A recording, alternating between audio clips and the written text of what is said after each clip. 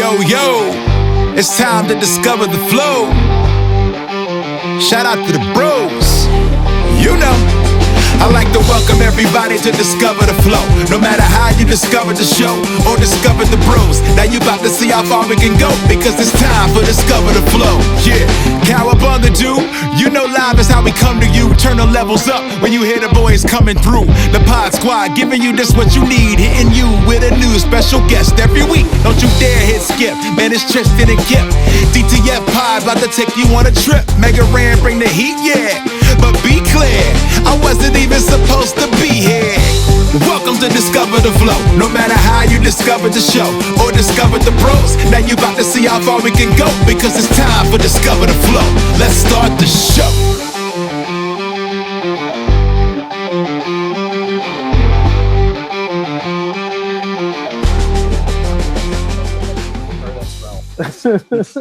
He's kind of nuts. Ralph's a good dude, though. So how's your con this year so far? I mean, I don't have anything to do, so it's been pretty chill. Like, I'm not on the shows or anything. So. You're not going up there when he does the no, I gotta. child? No, I'm either leaving late tonight, early in the morning. I have like a family dinner to go to tomorrow. So what brought you out this year? Just the hell of it? Yeah, pretty much. I mean, I didn't want to miss it. Honestly, a big thing is there's so many people that I meet on the road doing these things, and then they'll like watch me stream, or when Jay's streaming or Matt's streaming, they'll be in there. So I've built like this really cool collection of friends that I only get to see like twice a year. And this is one of those times. So we can just edit this and lie to where it says, like, yeah, I came out here just because you guys do your podcast. I mean, you can do whatever you want. That's fucking Wait, lie. I gotta see. Hold on. Can I do it? No, I can't do it. I can't do the impression right, so it's just not gonna work. No. What was you gonna try to do, Jay? No, I was going gonna try to do you. Oh, it's really easy. I was gonna try to voice over it and just get, holy shit, man. You're almost there, dude. I see. Yeah. When I You just when I don't do for- just when I don't do force stoner, it usually, when I'm not high, it usually ends up just being like California stoner. Yeah. Which I'm Midwest stoner. It's a little Midwest different. stoner is completely different. Yeah, because you're from Indiana, right? Yeah. Like, yeah. what part of Indiana do you come from? I'm from Spencer, Indiana. So it's just outside of, it's like between Bloomington and Terre Haute. I'm not being Okay. rude. I'm just pulling up my Jake Ruble notes. You're good, homie. You did, yeah. If you get a, I don't want to you be get a a hot. I don't want to be a- that. I don't want to be. If it's titties, I'll show you. I don't want to see those. Dude. I mean, see now you look awesome, because if your wife ever watches this, see, I've been You're married the for best. 20 years, dude. I'm You're a the smart best. man. Very smart. Yeah, I will say that, but then I'll do this. You're I don't like, wanna I don't see want to that. see. Don't- I don't want to see. dude, come on. I don't Why want to see. are you putting this in my face? Yeah. He pulled up my. Oh, these are Matt's tits. Oh. I won't lie. He was looking at my computer earlier, and he goes into the save files. He goes, "That's some porn right there, isn't it?" I was like, "Yeah." Why is there a giant dong on your screen? I looked for it. I was like, "Oh, good for him." But no, yeah, you grew up in, you said Terre Haute, Indiana? Spencer, Indiana. Oh, Spencer, So it's Indiana. I don't know why I between put Bloomington and Terre Haute. Oh, okay. So yeah, it's I grew up in Owen Putnam State Forest. So Right. we had like 40 acres and was surrounded by hundreds of acres. So I'm very much a hillbilly. My most of my wrestling career has surrounded around Indiana, and like Maryville, Hammond, Highland, Portage, Lake Station, all that stuff. Yeah, That's I'm what's more been south, Yeah, of all of those. yeah, because I remember us talking about that. You're like what, like about like driving wise, was it like 3-4 hours from here or something like that? Yeah, it's about 3.5 hours from where we're at right now. Yeah. So I'm like 50 minutes south of Indy, Okay, that's not bad. where I live now. Yeah, I drive through there at least once a year. yeah. I go to South Carolina, visit my sister. Oh, right on. So we go down through Indy and Yep. down into Kentucky. And Oh yeah, so you drive right through Bloomington. Oh, So yeah. you drive very close to where I live now. Yeah, heading out to visit your sister in Michelina. would you get over that? No, No, I'll never we get over interviewed the adult film star, I guess you could call her. Michelina Rose. Michelina Rose is her name, and she told me that she was going to peg me. She pretty much insisted. She said, you come down here. We'll take care of you. I'm like, no, I'm good. Why? Try it. You ever done it? No. That's why she wants it, Yeah, try it. Who knows? because he's not willing. That's why she Yeah. wants to do it. Yeah. not willing. That just sounds. I mean, I've horribly never done rapey. it either, but I mean, hey, to each dude, their own. What's I don't weird? yuck anyone's yum. yeah. It's just- I mean, I'm not saying I wouldn't try it. If Jay's like, look, you want to keep this job? I don't think that's pegging. I think that's. No, we would do it. We would, yeah. He'd have to tuck it and then put a yeah, strap on tuck it. And, I could see him having that ready too. Be like, why did you have that in your bag? Yeah, he's a wild man. Well, because never know. Jordan. No, What's crazy is right after he got the offer, a few weeks later, he went to Philly for a week with some friends. yeah, because I had a friend that lives in Philly. You always put the airport. Where do you go to get your cheesesteaks when you're in Philly? D'Alessandro's is a big one.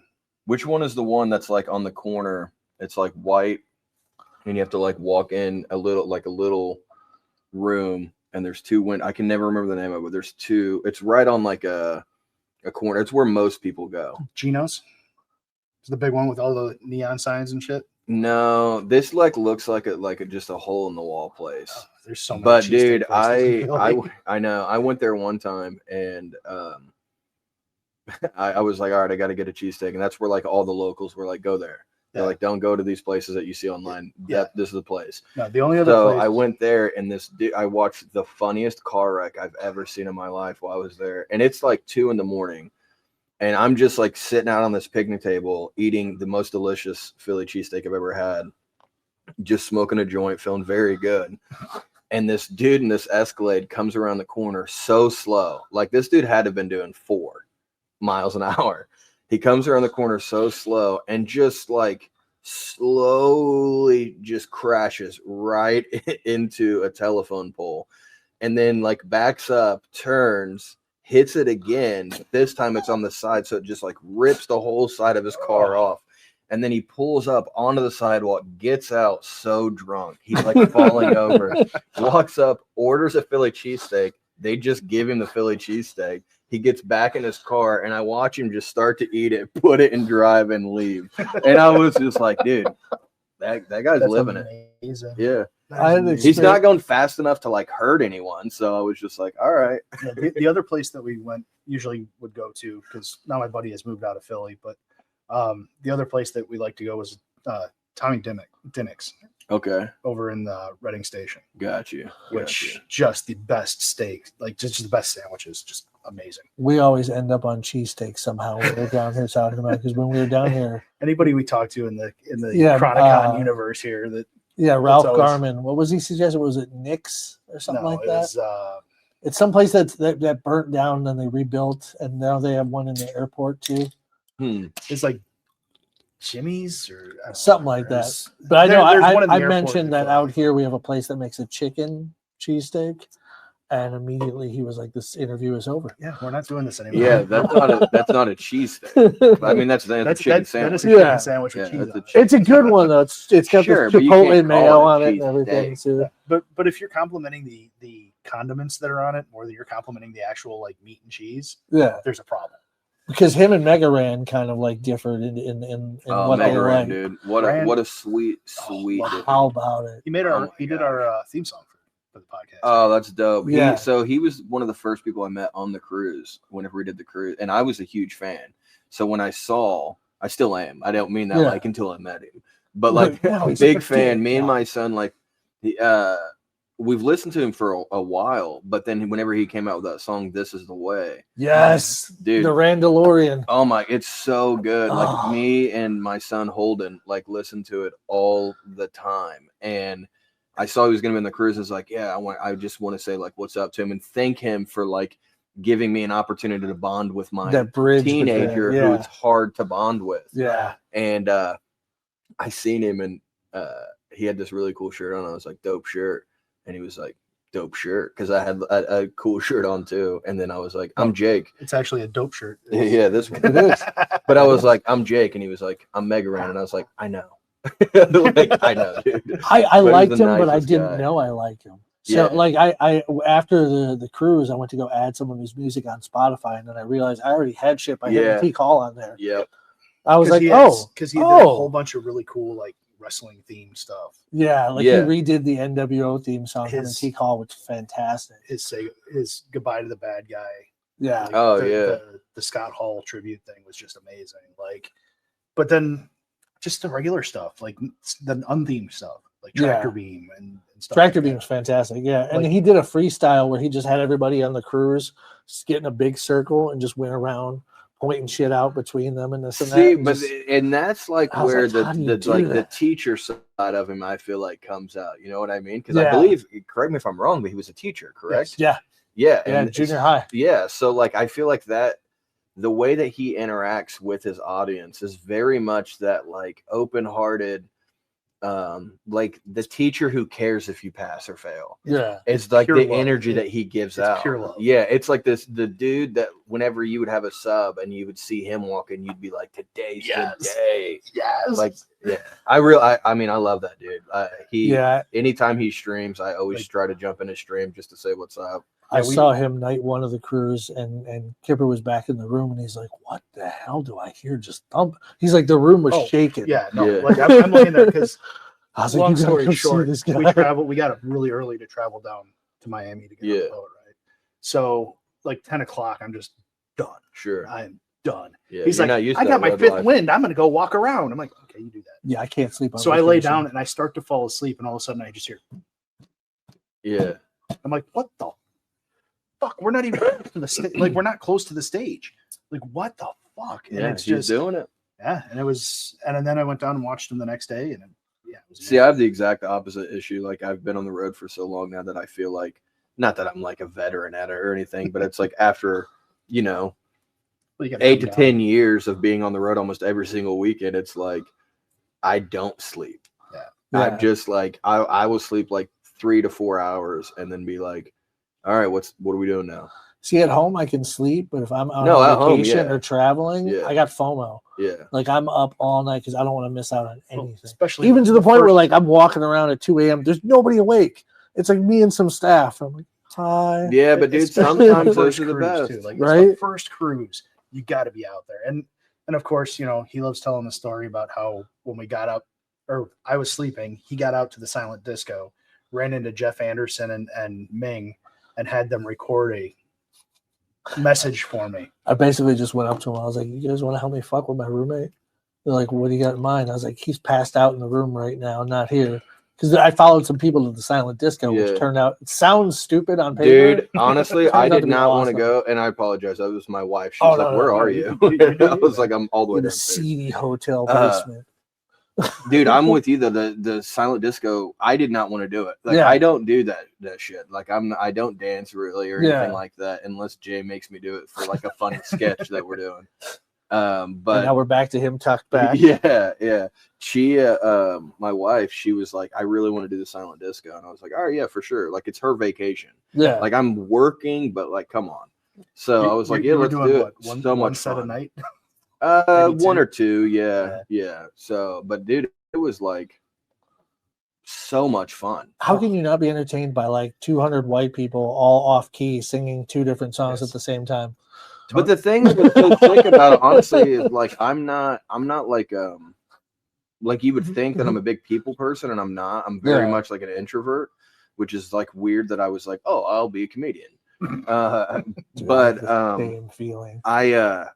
I don't do those things because it's like all the noises and all. It's like my ADHD just like goes haywire, and I like those because you just take the headphones off and Yep. it's quiet and you just chill. Disappears. Yeah, and I like it. And everybody's so lost in their own thing, having a good time. Yeah, Everybody's having a good time together, but by themselves. It's such a weird like combination of things because you know everybody's got their headphones on, everybody's on different channels, so they're all in their own groove, Yeah. but they're hanging out together. yeah, 100%. In their own groove, which I've is such a wild concept. I've kind of always wondered about that, though, what you were saying, though, like, what is it inside some of us that draws us to want to perform, but at the same time, immediately afterwards wants to be left the fuck alone? I mean, I think it's Yeah. I think it's like we're artists and we don't know how to like get our creative side out. Yeah. And then we find that outlet and it's great. But we have like as we do it more and more, our social battery just continually like Yeah. gets shorter because it's like in the beginning, I mean, I would be out all night and just be like, yeah, this is dope, dude. And now I'm to the point to where, you know, it's like the shows are over, do the meet and greets, hang out for a little bit, and then I'm like, I really just want to go back to the Airbnb and just hang out. Is Like, part of that age though too? oh, I'm sure Just it is. like Probably, yeah. I'm 45. Yeah. Like I'll be 46 in May, I think. Yeah, something like that. Wow, we're almost the same age. You look rough, brother. Thank you. Thank you. I feel rough. So I feel like I'm about 95. I mean, so. that's better than what we usually get. He looks older than I do, and he's younger than me. Everybody thinks we're a gay couple. That's the Would fucked you up stop part. with that shit? I mean, Everybody. yeah. I mean, I don't. Everybody. what would it? Hey, do you guys love each other? Then what's He's it my matter? brother. It's true. He's Then my what's it brother. matter? You know what I mean? Malcolm Ingram was asking about if we would fuck him, so that was a pretty interesting conversation. That was a wild. There's the no whole Malcolm better Ingram dude for interview, your first experience. You know what I mean? The whole Sweet Malcolm man. Ingram interview was a fucking big, phenomenal. soft, cuddly bear to just love us saying. afterwards. Yeah. Just to cuddle it. Right? He was a little offended when we said that I would take the mouth, Steve would take the backside, and we would just rotate him like a pig on a spigot. Because you call him a pig. I didn't mean Yeah. to. And I think it's funny that you think that you would be able to call the shots. I think that's funny. Well, he asked who wanted what side. So. Yeah. But yeah, that is true. Yeah. That's just because he's a gentleman. Yeah, bears will go through your trash, but once they're ready to devour you, it's on. You were saying earlier that you've been married, what was it, like 26 years now? 20 years. So 20 years September now. Okay. 13th, we celebrated 20 years together. So we've been married for 18 years and together for 20. Congratulations. I Thank made you, it. dude. I She's made not here. I don't deserve that. I made it 10, you know, so I didn't really do it right. But like, what advice would you give somebody for like just a long relationship like Honestly, man, just it's like Marry a saint. that? Besides communication, like, mean, I feel like marry that's a one of the saint. obviously biggest. there's communication, but it also goes down to like it's work. I think that the majority of my homies or like cousins and aunts and uncles and all that, like so many of them are divorced. Like they'll be together for like sometimes like 10 years and then they get a divorce. And I think it happens like midway through that they just kind of stop working Yeah. and they just kind of coast. And I can't, that's not everybody. Obviously there's different aspects. And that's the thing too, is realizing that there is no formula. Everybody is different. And the trick is to figure out what it is. Like, don't put them above you, put them with you. So it's like, if you put them above you, like what you might resent them later, or you're doing shit just to make them happy. But if you put them right there with you, it's like you guys are working together now. And I mean, kids definitely helped out. Like there was a lot of times where, you know, maybe we felt like, oh, this is fucking rough, dude. Like, Yeah. oh my God, how are we gonna keep going? And then you would just look at the kids and be like, I came from a broken home. I say broken home. My mom did the right thing by leaving my dad. Yeah. I mean, I'm a piece of shit. I have no idea how bad I'd be if she would have stayed with him. It'd be real rough. But you know, sometimes that is the move. That's the right thing. But for us, you know, there was many times where we would just sit down and we would talk all through the night. You know, I'd get fed up, and like I come from a background of fuck this, I'm out. Yeah. You know what I mean? That's what we do. Like this is too much work for me. I'm just gonna dip out. And I'm not gonna lie, I definitely said that to her, you know, more than a handful of times. And thank God I married who I did, because she's so patient, and she would just be like, no, we're worth this. Like we're worth fighting for. And we would just sit down and we'd talk all through the night, and we would work through all the shit that we had. And like honesty is the biggest thing. There's been times where I didn't want to be honest with her about my fuck ups, but I'd fuck up and I'd be real with her, and I would just be like, listen, like I'm scared how this is going to affect our relationship, but I'm more worried if I don't tell you how it's going to affect our relationship. So this is how I fucked up. What do you want to do to move forward? And she's the best. She's always, but I mean, she also literally saved my life, like literally saved my life. So if it wasn't for her, I wouldn't even be alive today. Are you willing to elaborate on how? Yeah. So trigger warning, I attempted suicide, and this was, but before I did comedy, I was a preacher for 6 years. And the last part of that, I was very depressed. you know, the religion that I was a part of was very strict. The men had to have very short hair, clean shaven. I don't know if you guys can see me. That's not me. So every morning I'd wake up and I'd look at myself in the mirror, and I hated the dude that was looking back at me because I didn't recognize him. It wasn't me. I always felt like I was in the back somewhere, like watching my life go by. Like it just felt fake. 100%. And it was just like some of the things that I was doing was out of love. I just wanted to help people. You know, I was a recovering drug addict, and I wanted to help other people kind of like get to where I was. But it was in my mind, I was just always like, I hope it works for them though. Yeah. Because for me, it's like, I'm very happy that I'm clean and I'm sober, but there was always like a missing thing. So for the last couple of years of it, I felt very hypocritical, really just didn't vibe with the church. There were some other things that was going on, like with people in the church, that like once I became a minister of the church and was like behind the curtain, I just didn't like a lot of the stuff I was seeing, and my voice wasn't being heard because I was a young dude. I was one of the newer guys. They're like, oh, he just doesn't get it and stuff like that. And I'm like, no, I think we're probably supposed to be okay with like everybody, you know, like we shouldn't put down other religions, or we shouldn't put down like people because of who they want to, you know, go home to and who they want to love. I don't dig that. Because you're a comedian at heart, have you ever had people like think that you just don't take things seriously? Oh, 100%. I mean, whenever I would preach, it was like there was always an aspect of comedy to it. And I was a Sunday school teacher. Like, me and my wife helped run the Sunday school department. So that for me is where I really learned how to like control a crowd, because it's like, if you got these kids that are from like 7 to 12 and you've got them for an hour, you have to entertain them. Like, you have to keep them. And I mean, that's really where I learned how to like work a crowd, which sounds weird, but it is. But anyways, I felt really, really bad about it. Like, I hated my life. And I decided one day that like my wife and kids would be better without me, because I wasn't giving them my full self, because I'm not my full self. And I was like, all right, yeah, it's going to suck for them for like a year. And then she'll find somebody better that can give them the attention and love that they deserve. I'm just going to go ahead and dip out. And I went out to the woods to call it quits. And she walked out there and literally talked the gun out of my hands. And, you know, I threw the gun in the woods after we talked for a while. And then about, 20 minutes later, I ran back out there and was like, fuck, where's that gun at? Yeah, probably shouldn't do that. It was expensive. Yeah, exactly. But I went inside after, we talked. And again, I thank God every day that I have her, because it really did save my life. I went in and I looked at myself in the mirror and I was like, if I hate this version of myself so much, I want to die. I'm going to kill this version of myself. And I left the church. I've not cut my hair or shaved since. And I feel pretty good about that. Like 3 months later, a buddy of mine hit me up and was like, hey, you're the funniest guy I know. I signed you up for an open mic at my friend's bar, and you have to go next Sunday. And I'd never been to a comedy show. I'd seen comedy, of course, like I grew up on Cheech and Chong with my dad and stuff, but like I'd never been to a live show or even thought about it really. And I went to, so that was that next Sunday I was supposed to do an open mic, and that Wednesday I went to our local comedy club and watched their open mic. So these were like, semi-professional comedians that are like, they work for the club and stuff.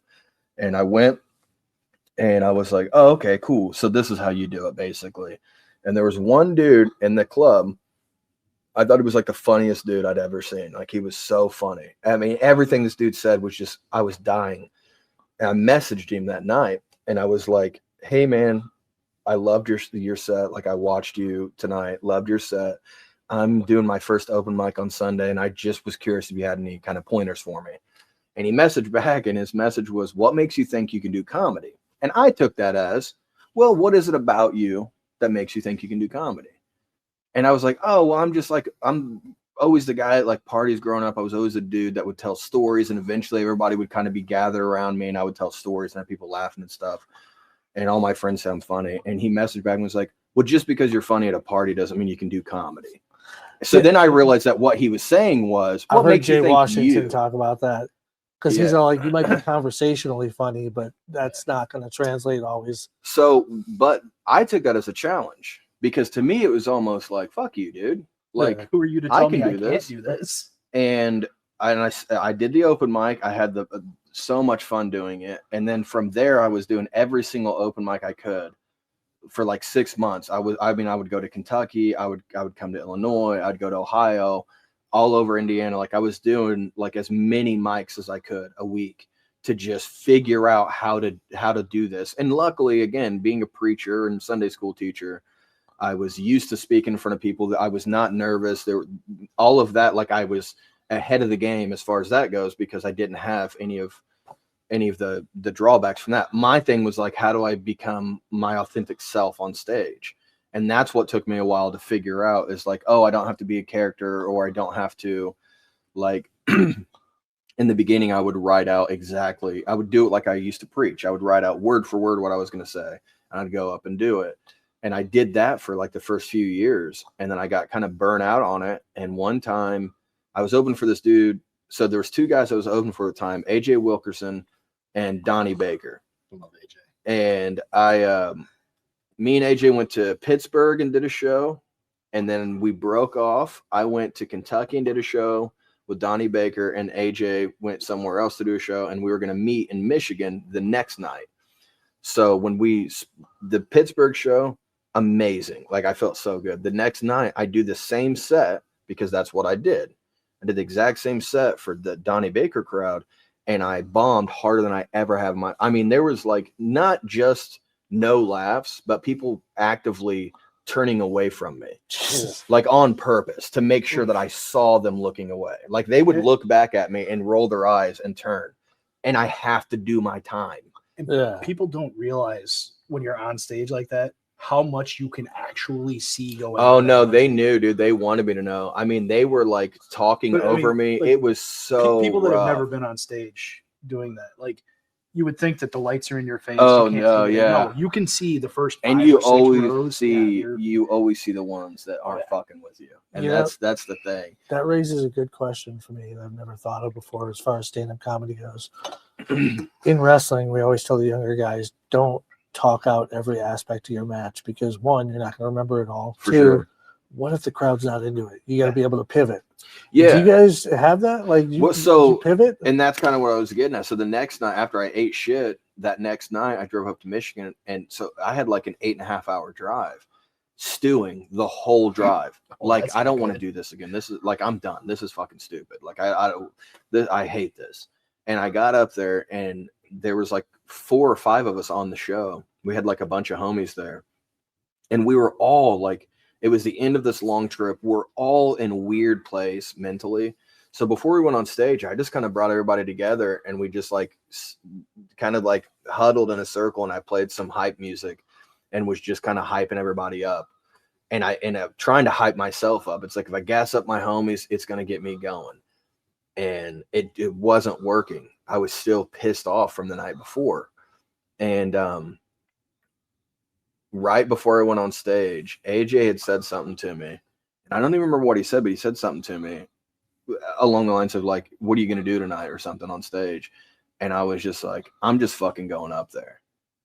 And I went up there and did not do my set. I just started talking to the crowd a little bit, and then I would kind of feel what they were about. Like I would do like, here's a weed joke. If they're not laughing, then I'm going to do a parent joke, a joke about my kids. And it was like, I was trying for the first time to not do a set. I was just feeling the crowd out. And it was the most fun I'd ever had on stage. Like I literally just watched the video again the other day, and was just to remind myself, like, yeah, dude, this, like, it can still be fun. Like, just go up there and have fun. So every show after that, like, I have the same stories, you know what I mean? Yeah. But like, I have like 50 to 100 stories in my back pocket. I don't know what ones I'm going to tell when I go on stage. A lot of times they might end up being the same story told in a different place or told in a little bit different way. But I'm just trying to vibe with the crowd. And the reason I'm doing that is because I'm trying to prove that dude wrong in the beginning that said, just because you can be funny at a party. Yeah. So my goal is now is when I get off stage, I want you to be like, oh shit, like I feel like I just hung out with that dude. Like I want you to feel like we were just in the basement smoking a joint. Yeah. And I had you guys rolling. Like I want that feeling. And multiple times people come to me after shows and they're like, dude, I feel like we were just hanging out for like 40 minutes. And I'm like, thank you. That's my goal. And it's working. So, you know, almost like a fuck you to that dude that was like, you can't do that. And crowd work is such an art form. Like actually working the crowd, and my only real experience with it is through wrestling and actually sitting out there cutting promos and Sure. actually interacting with the crowd. Mhm. But it's there We are have one people benefit that you have don't to. though. Like we have the same people that show up month Yeah, after month it's after month. So Sure, so you sure. can You work know? the same guy over and over, Yeah. and you know exactly how he's going to respond. But being able to work a crowd versus going up there and just telling stories, just here's, like you said, here's my set. This is what I'm doing. And going out there and being able to say, hey, I'm going to try this, and then I'm going to try that, and then we'll go from there. Yeah. Like Matt Rife is a crowd work specialist. Sure. I've never even actually seen any of his real comedy. No, all I've I seen don't know is if he's crowd- actually just like clips of his crowd stand work. up funny. Or I mean, not. I've only ever seen crowd work. I don't know him. I know Jay went to go see him and loved it. Yeah. So, I've never seen him. I know that He's the single prettiest comedian of all time. But Well, I'm sitting right here, dickhead. second. hey, you told me you didn't want my fucking sticker yesterday. Fuck you. That was the best part of my day yesterday. Like the best part of my day. What the fuck do I want this for? I mean, yeah, I feel like there is like a fine line between like yes, it would be fun to just go up and just do just straight crowd work, but there's like, because, and I think if you're the kind of comedian that I will never shit on anyone for the type of comedy they do. If that's what they feel like doing and that's what's working for them, hell yeah, dude, do it.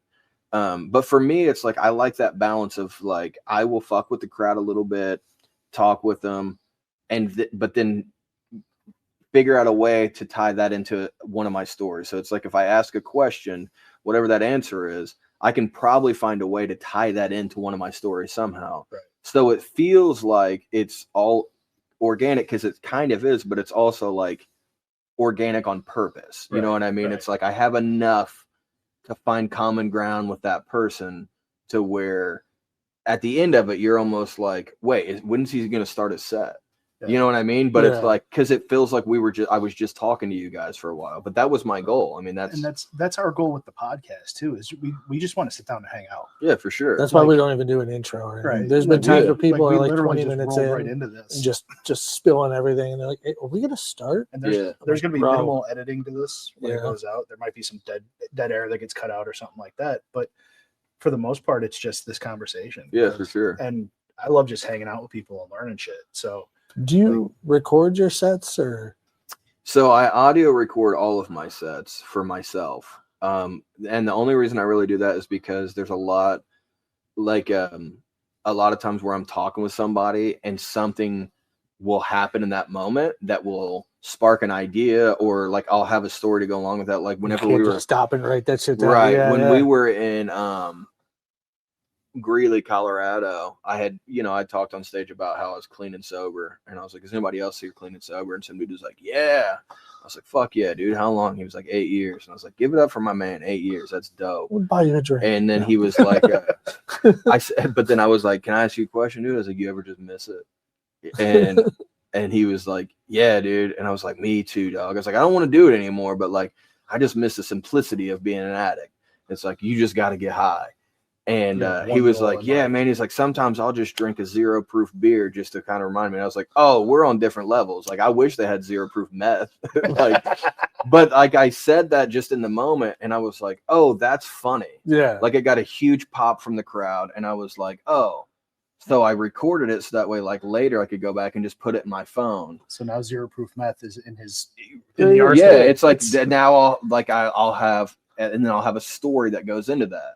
So it's it's like I don't post a lot of stuff online. I don't post a lot of videos or anything like that.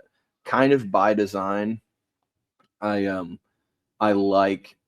kind of like being like an underground dude. I like whenever people show up and they don't know who I am. And then afterwards can come up and be like, where can I get your stuff? And I'm like, nowhere, dude. Which admittedly, you were the other guy besides Mega Ran on the cruise that were like, who the fuck is, yeah, this guy's funny. That's one set that I was able to catch was right before the disco.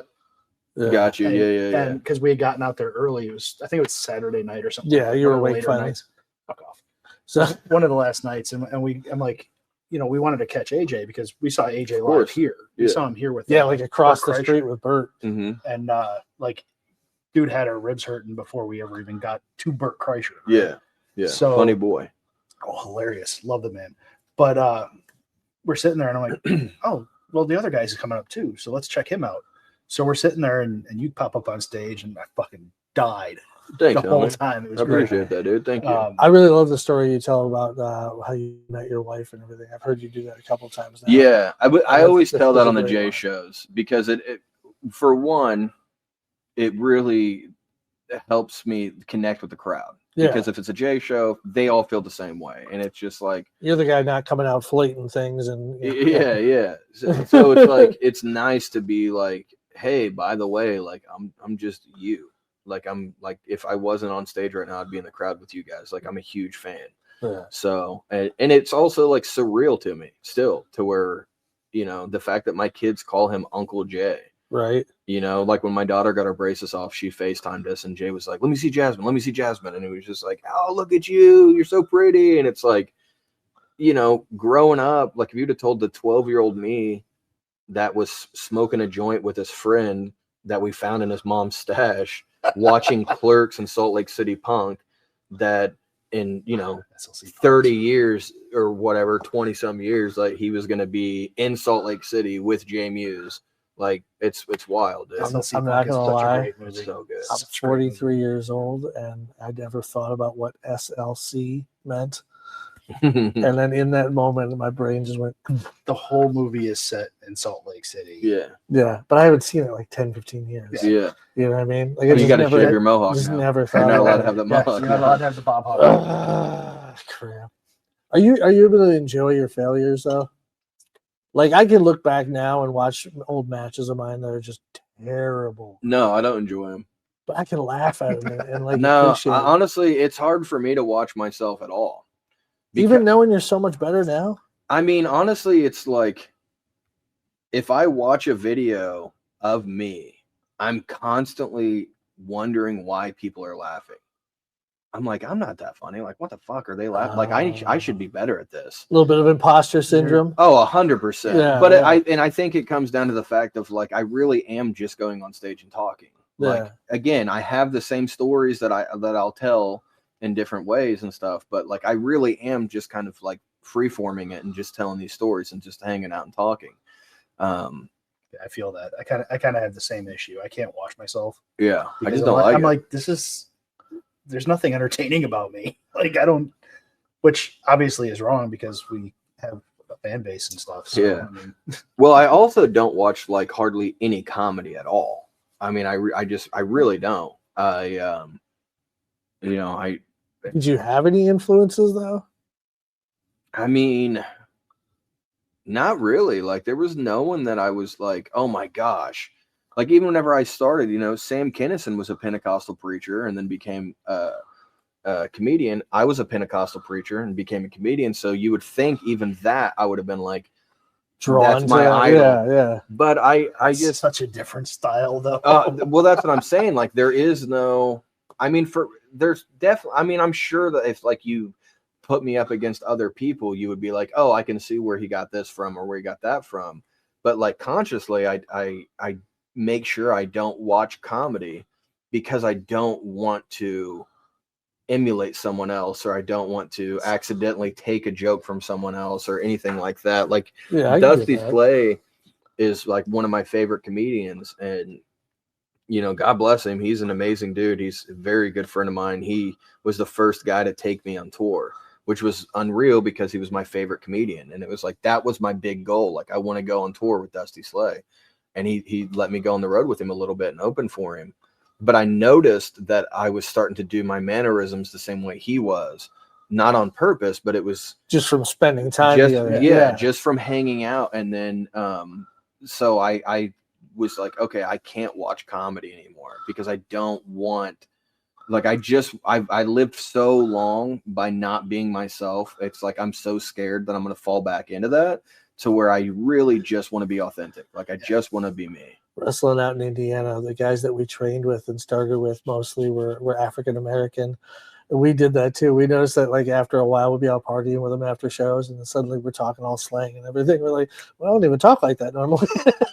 I mean, it's I am the whitest dude in the world. Right. Why am I talking like this? it's just one of those things to where it's, whatever environment you're in, it's hard not to fall into that environment. You chameleon into your crowd, Yeah. into your area where you're at that given time. I gotta say, I love your live stream because it's always just so chill. And it Oh, doesn't thanks, matter man. if you guys are just talking or if you're playing videos and taking suggestions or if you're actually playing like some kind of game or something. Like it's the most chill and relaxing. Thank you. Yeah. That stream got me through work one day. There was one day it was the first time actually the only time at that point that I'd ever seen your stream, and you're just doing videos, watching music videos, talking, just hanging taking out, suggestions. and we were just having a good old time. It was like a party.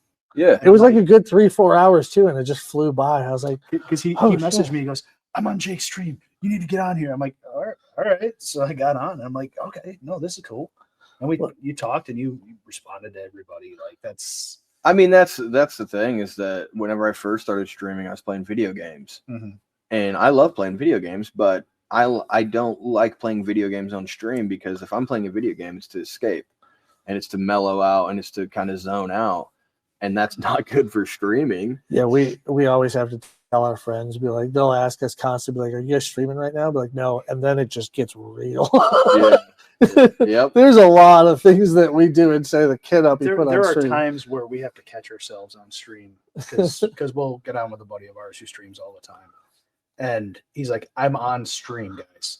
So everything gets censored before it ever gets. Not to mention, we'll start talking shop about future shows coming up, and they'll be like, "Oh crap, are we streaming?" Yeah. We're like, "No, those 3 people won't hear your secrets for the next 6 months." the 6-person audience that we had 10 minutes ago is already gone. So I've been super curious about this. You still smoke and everything. You travel with Jay a lot. Like, how does that work?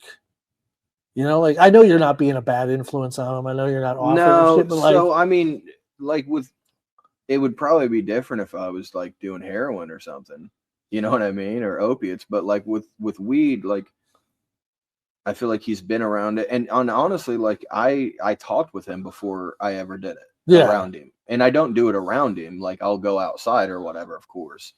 But like we had the conversation to make sure. I was like, is this going to bother you at all? Yeah. Because his sobriety is very important to me, Yeah. As is mine. And my sobriety is very important to him. There was a time a few years back where I almost relapsed. Like I really wanted to relapse. And I talked with Jay about it. Like he was one of the dudes that helped me through it. So it was very important to me. So, we had the discussion and he was like, no, dude, like it's fine. Like he has a lot of friends who still smoke that are around him. So, I'm just, of course, aware of like I wouldn't like ever smoke right in front of him and blow it in his face or anything. Yeah. But before I always smoke a joint before I go on stage. So I'll step out back or whatever in the alley and smoke a joint by myself and kind of get my head right. And probably too wrong, to be honest. I get too high too often before a show. It's like the weirdest version of The Odd Couple, like so different but so alike at the same time. Yeah. Yeah. No, I don't know, man. It just kind of works out. It's, and I'm, I definitely am the type, I smoke a lot, but I smoke a lot. Yeah. So it's like, I'll do, I'll get up, I'll take a hit, and then I'm good for a couple hours, and then I'll take a hit, and then I'll be good for an hour, and then I'll take a hit. Like I just kind of, I microdose weed all day. Like it's not like you're macrameing your ass into the couch though. You're functional, you're out doing shit. Yeah. I really do use it as like an anti-anxiety medicine, like, which is funny because I can only smoke specific types of weed or it gives me anxiety. I was going to ask, do you have a specific strain? Wedding cake. Wedding cake. And that's the one that anytime, and I had someone that they're actually here this weekend. I love them dearly because I didn't smoke for 15 years. I thought I was allergic because every time I would get high, I would have like a panic attack and like feel like I was dying. And a doctor told me I was allergic. And then I met someone and they're like, you're not allergic. Like no one's allergic. There's no such thing. Yeah. They're like, that's not what it is. And I was like, I wish. And they're like, no, you need an indica hybrid with low terpenes. Yeah. And I was like, I don't know what that means. And they were like, try wedding cake. They were like, try the strain wedding cake. And they gave me they actually had a vape pen with them that was like brand new, unopened, and they just handed it to me. They were like, just take this up to your hotel room, try it out. And I'm always like so nervous, but it was all packaged and everything, and I could see everything that was on it. So I was like, all right, well, like if someone's trying to kill me and they go through this much to do it, like, you know, whatever. Also, who am I to promise to there's kill? no fentanyl in the weed. Right. So I tried it, and I mean, Every foreign country. it was Oh, great, God. dude. And you know, so anytime anybody's like, oh, I wish I could smoke weed, I'm like, I mean, if you really want to try it, get wedding cake. It's an indica hybrid. It's very chill, like, and that's my favorite. Our sponsor gave us our own branded. Yeah, I Oh, couldn't so- get an Straight. answer from him about the terpenes, though. That's why I didn't bring you Yeah, it's the a because I was purple like, you know, I haze. don't want to give it to you if you're not going to be able to, because it's an indica. I but, mean, for the yeah. most any like indica or hybrid, like I'll try, Yeah, but I usually try it like at home yeah, by that's- myself, to where if I feel like I'm gonna have an anxiety attack or anything, I'll just go to sleep. yeah, I'll just be like, all right, I'm just gonna go to bed. yeah. It's weird how much I know about it now, because, like, honestly, I grew up in the house where my mom smoked, my stepdad smoked, everybody around me smoked. Yeah, but for same. some reason, I never touched anything until like 5 years ago. Mm. And then That's suddenly, probably the once I exact did, reason I why was you never like, touched oh, it. It's because everyone around you did. oh, this isn't a drug.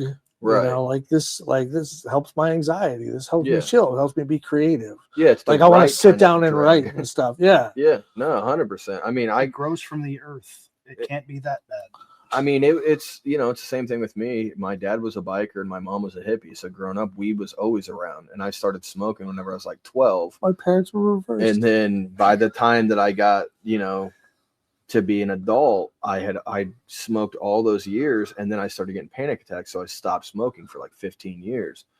And then being able to start smoking again, it's funny because if I'm having like a hard day, you know, and I'm just kind of withdrawn, my wife will be like, have you had your medicine today? And I'll be like, no. And she'll be like, why don't you go hang out by yourself for a little bit and come back? And I'm like, all right. And then I come back and I'm like, what are you guys doing? Like, and she's right. Like, I'll just kind of get, and I don't have to smoke every day. Like, I'll go to, you know, there every now and then I'll be like, all right, I think I need to take a week off. Like, I'm smoking a lot. Little tea break. And, yeah. And I'll take like a week off of smoking, and then I'll smoke again. And, you know, or if like me and Jaron, you know, a city where it's not legal and I can't fly with it for whatever reason, like if we're like back-to-back shows or whatever, and I just don't have any. So, you know, I'll go that whole week or whatever, and those are the worst shows.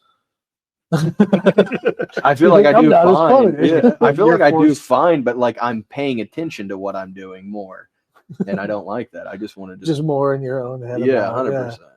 Yeah, I feel good that I don't ever feel like I need it, which is very lucky for me, because I come from a family of addicts. Right. Same. You know, on both like alcohol and drugs, and like whether it's weed or whether it's just some whiskey or something like that, I can go weeks at a time without either one, and then just have a great weekend, just getting crossfaded, playing video games. I am a drug addict, so for me it is difficult, and like that was one thing that I was worried about with weed, but then I was just like, dude, it's not even a drug.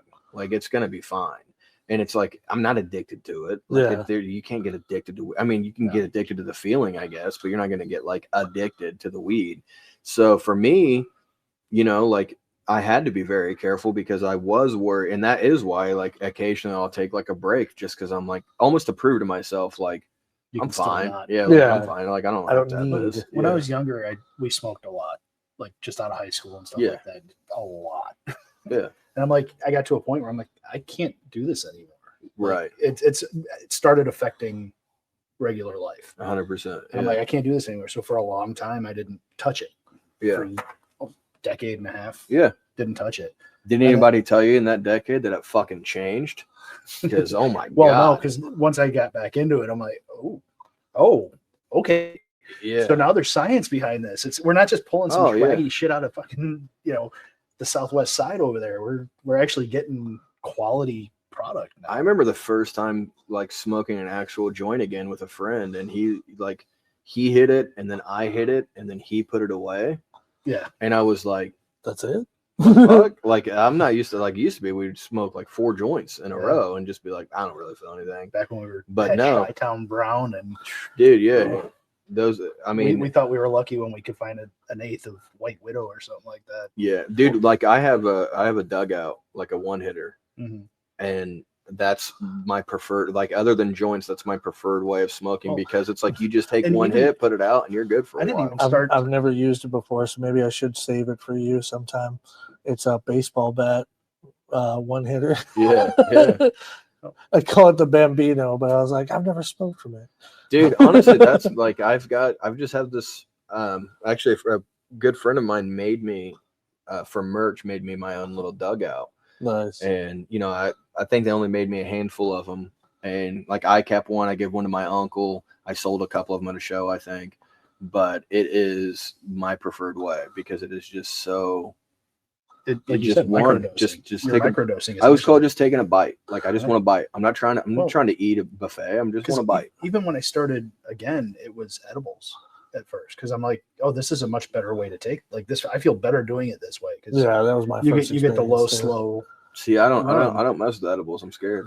But then when we got our sponsorship, I'm like, well, I got to try this. Yeah, You for know, sure. I can't promote something that I haven't tried. Yeah. So I went out and got a little box with a little metal cigarette Yep. design. Yeah, and that's all I Yeah. have now. Is I have Which my- is funny my to me hitter box. because like I don't have a very good relationship with my parents, but like my mom always had the little brown box that flipped to the side with the That's one what hitter. I'm. Like That's you what I'm said. saying. That's what. And I that got. was what I immediately dugout. like gravitated to. I was like, that's what I know. So I gotta go get one of those. Yeah. and you can do what you need and ride the high and then walk away from it. Like I mean, that's why it's perfect for me, is especially if I'm like at a social event or something.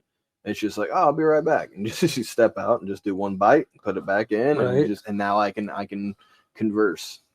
Well, you've been super generous with your time. We don't want to hold you up in much more, but we're not very good podcasters, so we never know how to end it. So we just steal from someone who's already done it better.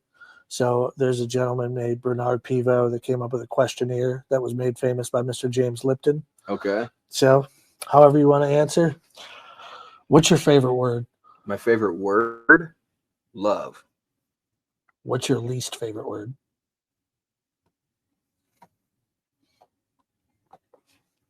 That's a difficult one. right. These are make you think questions. Least favorite word, broke. I feel it. What sound or noise do you love? A fan. How about what sound or noise do you hate? People chewing. If you could choose a profession other than your own, what would you try? Huh. So that one's kind of difficult to answer because I've always wanted to be a voice actor, and I'm a voice actor now. So it's like being a comedian led me into doing voiceover work, and like I'm actually getting paid gigs now for doing it. And that's like what I've always wanted to do. So it's like you're a little late on it. You should ask me that about a year ago. But that's a good thing, though. Yeah, I I'd mean, rather it's great. be a little It's- late though, because that means you're it's dope. succeeding. You're It's doing very, good. it's very cool. But I mean, honestly, man, I mean, that's kind of, I'm kind of doing it. Well, how about one that you would hate to attempt? You would hate to do. A job that I'd hate to do. Anything in the healthcare. Anything in healthcare. My wife's a nurse, and I'm like, I could never do that. Creatively, what turns you on?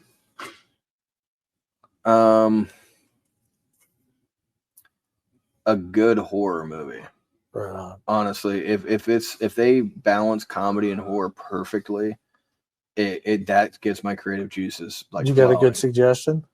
Oh, I mean, I have a billion of them, dude. Like, it depends on what you're into, but I always recommend if people like Friday the 13th, I always recommend Sleepaway Camp. If they I've know, actually heard, I if, haven't seen it, but I've heard of that one. if they yeah. know Sleepaway Camp, though, I always recommend The Burning, because not many people have seen The Burning.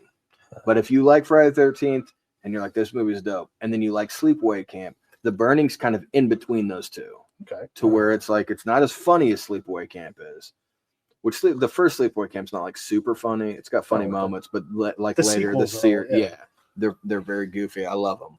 I But The think Burning has Jason Alexander with a full head of hair. Ooh, Oh wow. Yeah. I feel like any horror franchise that goes more than 2 movies always ends up just leaning heavy into comedy. They either comedy or just like The flat out gore. yeah, exactly. So I mean, But like Friday the 13th, Nightmare on Elm Street, they all kind of skewed comedy towards the end. well, I would venture to say that Nightmare on Elm Street leaned heavy into comedy pretty quick. Yeah. Well, You know yeah, what I mean? I mean, that was kind of that's why I think it was people about like the second or third movie. They were Oh well, the third one's the best, anyways. Yeah. And now Halloween's written by comedians and not funny. There was on AMC last night. There was a Halloween marathon, so I watched 4 and 5 last night, which are arguably a lot of people say are like the worst ones because like Season of the Witch or whatever. I was They don't gonna even say, count. they don't even But Halloween 2 never even I personally, the only Halloween movies I don't like are the Rob Zombie ones, and that's Really? nothing to do with Rob Zombie. I love Rob Zombie. I love his music. I love his films. I think the dude's phenomenal. Those just were not my Halloween movies. Yeah. Did not dig them. So the 4th and 5th Halloweens, I have a special place in my heart because they are like so weird and different than the rest of them. anything off the wall is just Yeah, fantastic. I'm into. So creatively, what turns you off?